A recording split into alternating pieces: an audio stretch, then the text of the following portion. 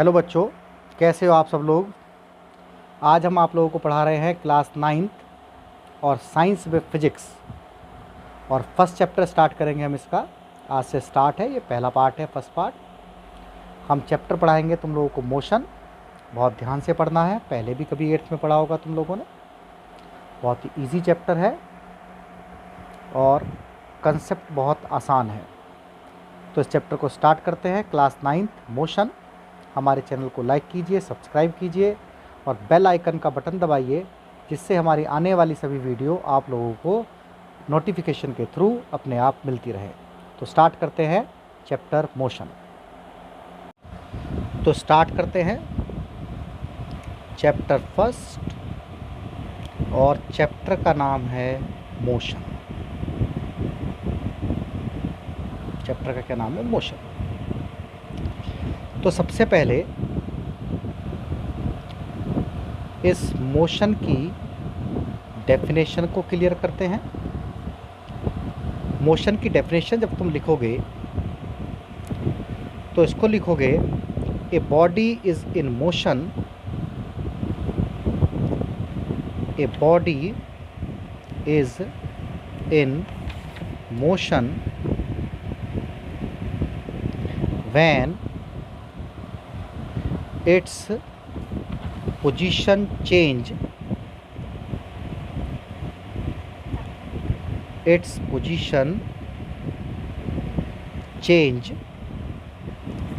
with respect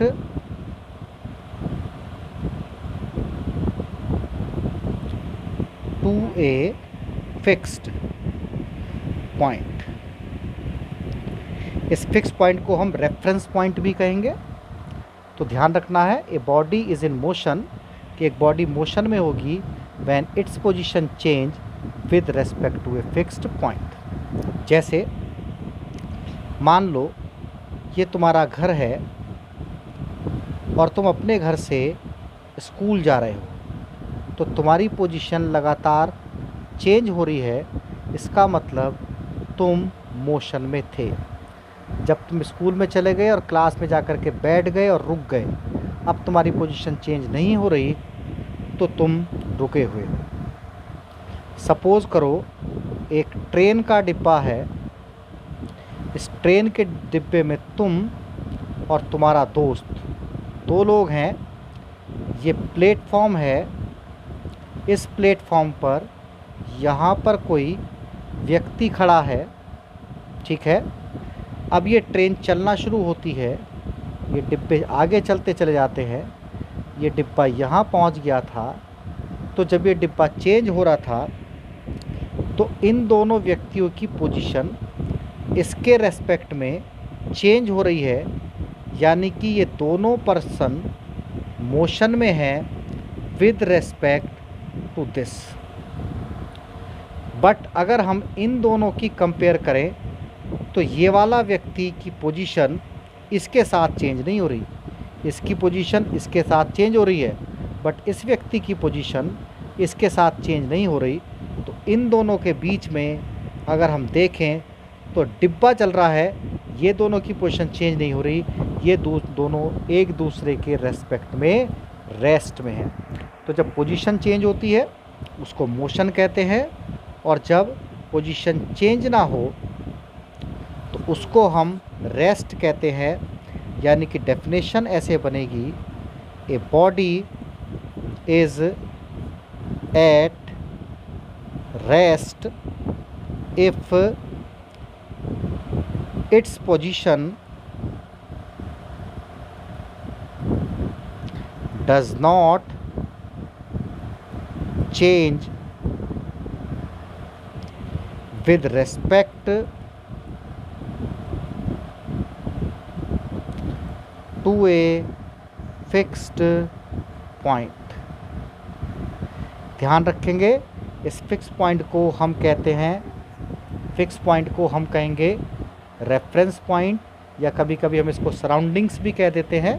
ये हमें ध्यान रखना है। जैसे हम सब अर्थ पर हैं और हम देख रहे हैं अर्थ हमको फिक्स दिखाई दे रही है। हम अर्थ है, ये हमारी अर्थ है, गोला है हमारा, हम अपने गोले पर यहाँ बैठे हैं, कोई दूसरा यहाँ है, तो हम दोनों की पोजीशन आपस में चेंज नहीं हो रही। बट चूँकि अर्थ जो है ये सन है और इस सन के चारों तरफ रिवॉल्व कर रही है, तो अर्थ की position with respect to sun या with respect to other planet change हो रही है, इसलिए अर्थ क्या है, मोशन में। अगर हम अर्थ को किसी दूसरे प्लेनेट के साथ कंपेयर करके देखेंगे, दूसरे प्लेनेट को हम रेफरेंस पॉइंट लेंगे तो अर्थ मोशन में है, और हम अगर अपने साथ ही अर्थ को कंपेयर करेंगे तो अर्थ रेस्ट में है। तो ध्यान रखना है, रेस्ट और मोशन के लिए एक रेफरेंस पॉइंट होना ज़रूरी है। देखेंगे टाइप्स ऑफ मोशन। मोशन किस तरह का हो सकता है? तो पहला टाइप मोशन का होता है रेक्टिलिनियर मोशन। याद रखेंगे इसको, रेक्टिलिनियर मोशन, यानी कि अगर कोई बिल्कुल स्ट्रेट चल रहा है, अगर कोई स्ट्रेट लाइन में ट्रेवल करता हो तो उसके मोशन को हम कहते हैं रेक्टिलिनियर मोशन। ठीक है। दूसरा मोशन होता है कर्वलिनियर, CURVILINEAR, कर्वलिनियर मोशन। तमाम टाइप के मोशन हैं। अगर कोई कर्व पाथ में चल रहा है तो उसका मोशन कर्वलिनियर मोशन होता है।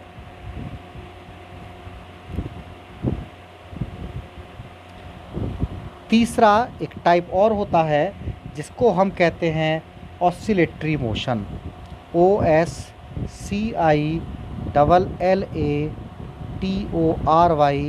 Oscillatory motion. जैसे घड़ी का पेंडुलम है, ये स्विंग करता है, एक बार इधर एक बार इधर। तो ऐसा जो मोशन होता है जो स्विंग करने से बनता है उसको हम कहते हैं ऑसिलेटरी मोशन। चौथा मोशन का टाइप हम पढ़ेंगे वाइब्रेटरी मोशन। वाइब्रेटरी मोशन, अगर हम इस मोशन की बात करें तो एक ऐसा मोशन जिसमें कोई चीज़ इस टाइप से वाइब्रेट करती है, ऐसे मोशन को हम कहेंगे वाइब्रेटरी मोशन। तो ध्यान रखेंगे, इस टाइप के कुछ मोशन होते हैं। इसके बाद जो नेक्स्ट टॉपिक हम पढ़ेंगे वो हम पढ़ेंगे कुछ क्वांटिटीज़ होती हैं, क्वांटिटीज़ जैसे फोर्स, जैसे एक्सेलरेशन। तो कुछ क्वांटिटी उनमें डायरेक्शन भी होती है और कुछ क्वांटिटी में डायरेक्शन नहीं होती, इसलिए जो हमारा नेक्स्ट टॉपिक है अब हम पढ़ेंगे scalar and vector quantity. Scalar and vector quantities, ये अब हमको नेक्स्ट टॉपिक पढ़ना है, scalar quantity and vector quantities. तो अब हम पढ़ते हैं बच्चों स्केलर क्वांटिटी। किसे कहेंगे हम स्केलर क्वांटिटी? तो डेफिनेशन ऐसी बनेगी, a physical quantity, a physical quantity which have only magnitude, which have only magnitude not direction are called scalar quantity. तो मैं ऐसी क्वांटिटी जिसमें केवल मैग्नीट्यूड होता है, डायरेक्शन नहीं होती, उसको हम कहते हैं स्केलर क्वांटिटी। ठीक है। स्केलर क्वांटिटी में कोई भी मैग्नीट्यूड नहीं होगा, जैसे मास, ये क्या है, एक स्केलर क्वांटिटी है। मास किसी डायरेक्शन में नहीं होता, मास केवल ऐसे करके लिख सकते हैं 40 kg 30 kg, इसकी कोई डायरेक्शन नहीं होती। तो ऐसी क्वांटिटी जिसकी कोई डायरेक्शन ना हो उनको हम कहते हैं स्केलर क्वांटिटी। तो कुछ स्केलर क्वांटिटी हैं, हम देख लेते हैं इनको। जैसे लेंथ स्केलर क्वांटिटी है, टाइम याद रखना है, पेपर में छांटने के लिए आ जाता है। स्केलर क्वांटिटी है वॉल्यूम, स्केलर क्वांटिटी है डेंसिटी, स्केलर क्वांटिटी है डिस्टेंस, स्केलर क्वांटिटी है एरिया, स्केलर क्वांटिटी है स्पीड, स्केलर क्वांटिटी है टेम्परेचर, स्केलर क्वांटिटी है एनर्जी, स्केलर क्वांटिटी है पावर, स्केलर क्वांटिटी है। तो ये क्वांटिटी में डायरेक्शन नहीं होती है, इन क्वांटिटी को हम स्केलर क्वांटिटी कहते हैं। बट कुछ क्वांटिटी ऐसी होती हैं जिनके साथ हम वेक्टर का भी, डायरेक्शन का भी यूज़ करते हैं। तो ऐसी क्वांटिटी जिनके साथ हम डायरेक्शन का इस्तेमाल करते हों, ऐसी क्वांटिटी को हम कहते हैं वेक्टर क्वांटिटी। तो डेफिनेशन बनेगी, a physical quantity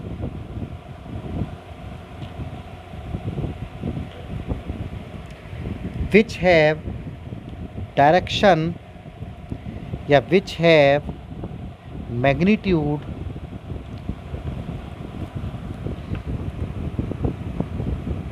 as well as direction, मतलब जिसे मैग्नीट्यूड भी हो साथ साथ उसके डायरेक्शन भी हो, are called vector quantity.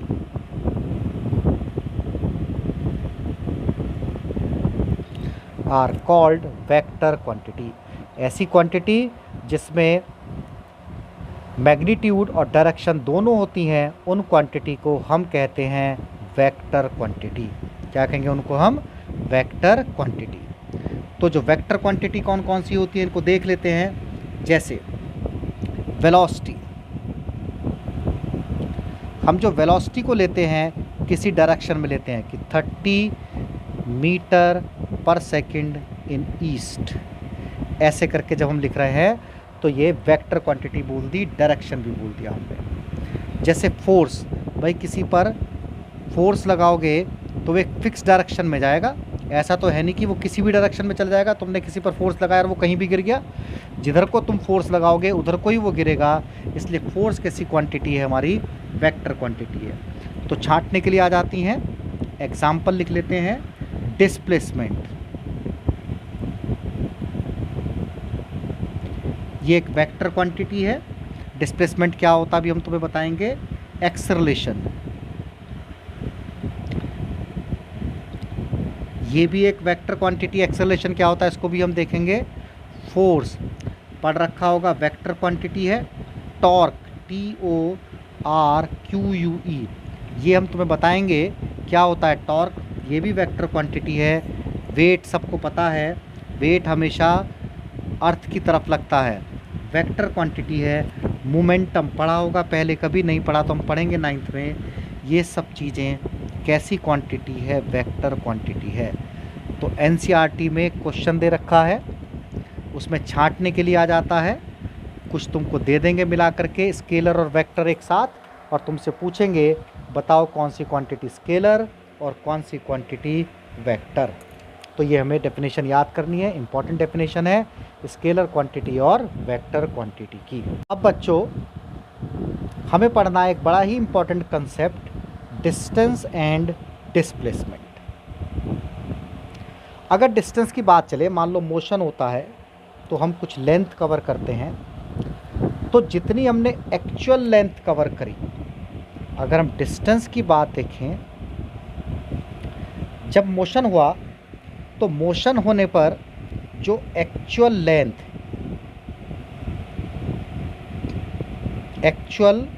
Length of path, अपने रास्ते की जो भी एक्चुअल लेंथ कवर करी गई थी उसको हम कहते हैं डिस्टेंस। और अगर हम टर्म्स देखें डिस्प्लेसमेंट, तो ये होता है शॉर्टेस्ट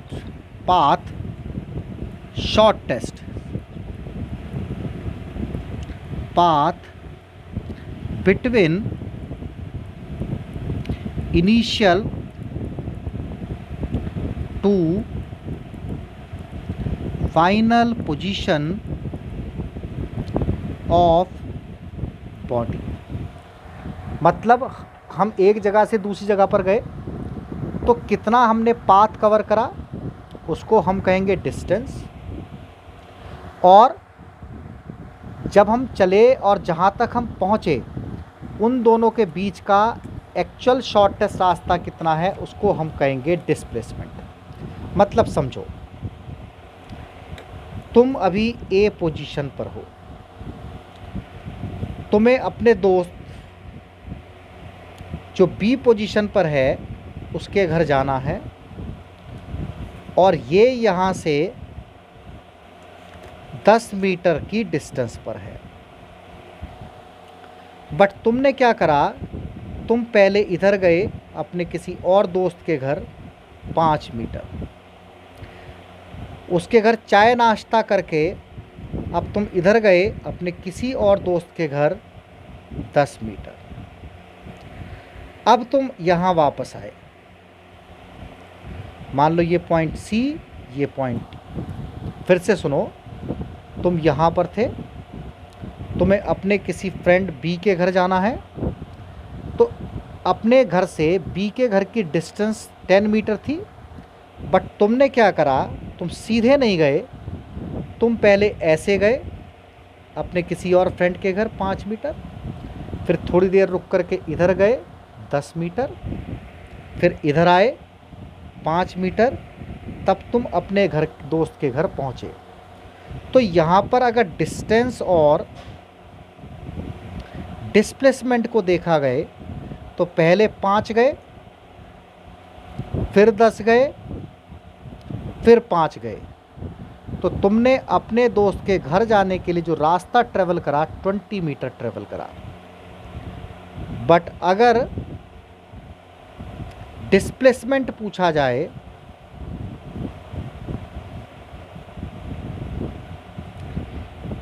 तो तुम केवल यहाँ से यहाँ इतनी दूर हो अपने दो दोस्तों के बीच। इनिशियल और फाइनल पोजीशन के बीच का जो रास्ता है वो केवल 10 मीटर है, तो डिस्प्लेसमेंट कितना हुआ, 10 मीटर हुआ। एक और एग्जाम्पल लेते हैं। तुम यहाँ पर हो ए पोजीशन पर, तुमने क्या करा, बाज़ार गए और ऐसे ऐसे घूम करके बाज़ार से घर वापस आ गए। ये जो पूरा लेंथ था इसकी रेडियस थी, मान लो इस रास्ते में जो तुम गए गोल गोल, इसकी रेडियस थी 7 मीटर। तुम ए पोजीशन से चले और ए पर वापस आ गए, तो तुम्हारी कितनी डिस्टेंस हुई अगर ये हम देखें तो तुम यहाँ से चले, एक्चुअल पाथ तुमने इतना कवर करा, और तुम यहाँ आ गए तो तुमने कितना डिस्टेंस ट्रेवल करा, 2πr, इसका पेरीमीटर ऑफ सर्कल। सॉल्व करा 22/7 इंटू 7, यानी कि जो तुमने डिस्टेंस ट्रेवल करा 44 मीटर। बट अगर हम बात करें डिस्प्लेसमेंट की, तो तुम यहाँ से गए थे, इनिशियल पर ही वापस आ गए, तो तुम तो इनिशियल और फाइनल पोजीशन के बीच कुछ गैप ही नहीं बचा, इसलिए डिस्प्लेसमेंट कितना हो गया, 0। क्योंकि तुम जहाँ से चले थे वहीं वापस आ गए, तो इनिशियल और फाइनल पोजीशन एक ही हो गई, इसलिए डिस्प्लेसमेंट 0, बट डिस्टेंस कितना, इसका पेरीमीटर। एक और एग्जांपल लेते हैं, फिर से समझते हैं। तुम यहाँ पर हो ए पोजीशन पर, और ऐसे एक सर्कुलर पार्क है, उस सर्कुलर पार्क की रेडियस है 14 मीटर। सर्कुलर पार्क की रेडियस है कितनी, 14 मीटर। तुमने पार्क में आधा चक्कर लगाया इन हाफ राउंड। मैं तुमसे पूछता हूँ डिस्टेंस कितनी होगी और डिस्प्लेसमेंट कितना होगा। इसको सॉल्व करो और कमेंट बॉक्स में इसका आंसर लिखो। देखते हैं इसका डिस्टेंस जो होगा, क्योंकि हम ऐसे आधा राउंड गए, ये पूरा पार्ट कहलाता है पेरीमीटर, आधा राउंड होगा हाफ ऑफ पेरीमीटर। तो हाफ ऑफ पेरीमीटर कितना होगा 2πr/2। तो 2 से 2 कैंसिल हो गया, पेरीमीटर का फॉर्मूला 2πr, तो क्या बचा πr 22/7 और रेडियस कितनी 14, और ये कितना आ गया 44 मीटर डिस्टेंस है हमारा। अगर हम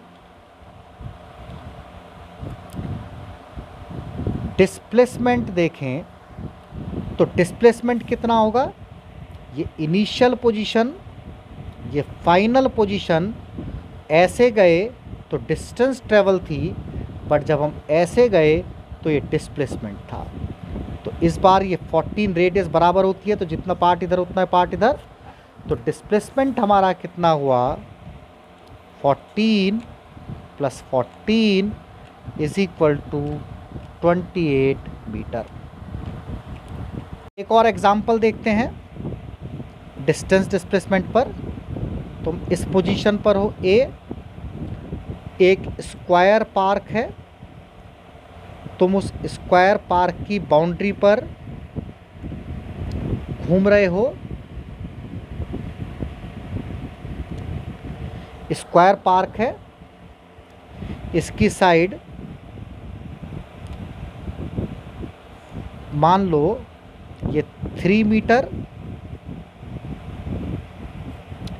ये भी मान लो 3 मीटर, ये भी 3 मीटर, ये भी 3 मीटर स्क्वायर पार्क था।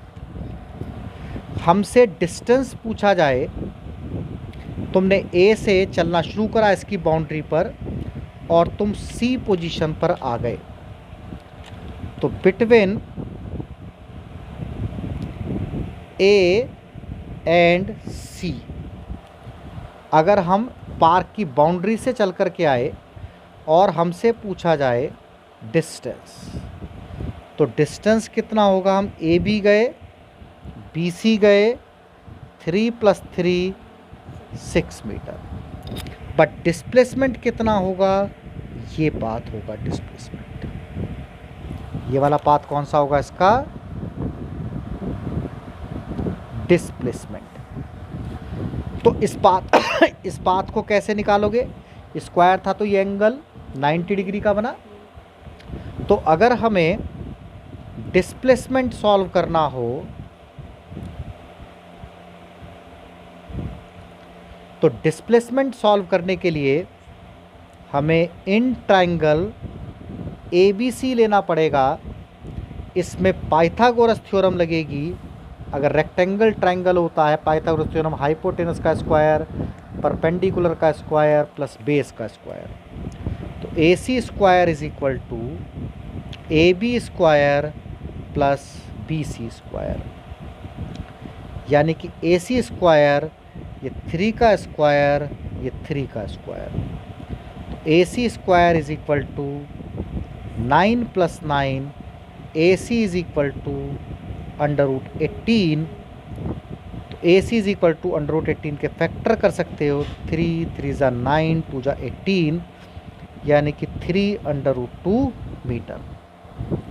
तो जो हमारा डिस्प्लेसमेंट बनेगा वो होगा AC और 3√3 मीटर, क्योंकि शॉर्टेस्ट डिस्टेंस A और C ये लॉन्ग पाथ है और ये शॉर्ट पाथ है। तो ध्यान रखना है, शॉर्टेस्ट पाथ कहलाता है हमारा डिस्प्लेसमेंट, एक्चुअल पाथ कहलाता है हमारा डिस्टेंस। अगर कोई ऑब्जेक्ट इनिशियल पोजीशन पर वापस आ जाता है, एक और एग्जांपल की हेल्प से समझते हैं। एक सर्कुलर पाथ, कोई बॉडी A पर और उसने 7 टाइम्स राउंड लगाए। कितने राउंड लगाए? 7 times complete round, complete round 7 times. A से गए 1 बार, 2 बार, 3 बार, 4 बार, 5 बार, 6 बार, 7 बार। तो कितनी डिस्टेंस ट्रेवल होगी? डिस्टेंस 7 राउंड लगाए, एक राउंड में कितना डिस्टेंस कवर करेंगे? 2 पाई आर। तो 7 इंटू 2 इंटू 22/7।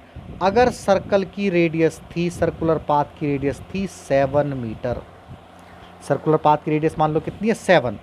तो यहाँ 7 लिखेंगे, कट जाएगा। 7 इंटू 2 इंटू 22, 7 इंटू 44, 308 मीटर। ठीक है। बट अगर हम डिस्प्लेसमेंट देखें तो वो कितना होना चाहिए? 0। क्यों? क्योंकि हम 7 राउंड लगाने के बाद भी इस पोजीशन पर वापस आ गए हैं। तो ये था डिस्टेंस और डिस्प्लेसमेंट का कंसेप्ट। इससे आगे कंसेप्ट जो होगा वो हम इससे आगे आने वाली वीडियो में कुछ न्यूमेरिकल्स कराएंगे एनसीईआरटी के। तो ये हमारा पार्ट 1 था। पार्ट 2 अभी हम आगे कराएंगे। तब तक आप हमारी वीडियो को देखते रहें, हमारे चैनल को देखते रहें। आपको हमारा चैनल कैसा लगा लाइक करें, सब्सक्राइब करें और बेल आइकन का बटन दबाएं, जिससे आपको हमारी 9th क्लास की सारी वीडियोस जल्दी से जल्दी मिल सके। धन्यवाद।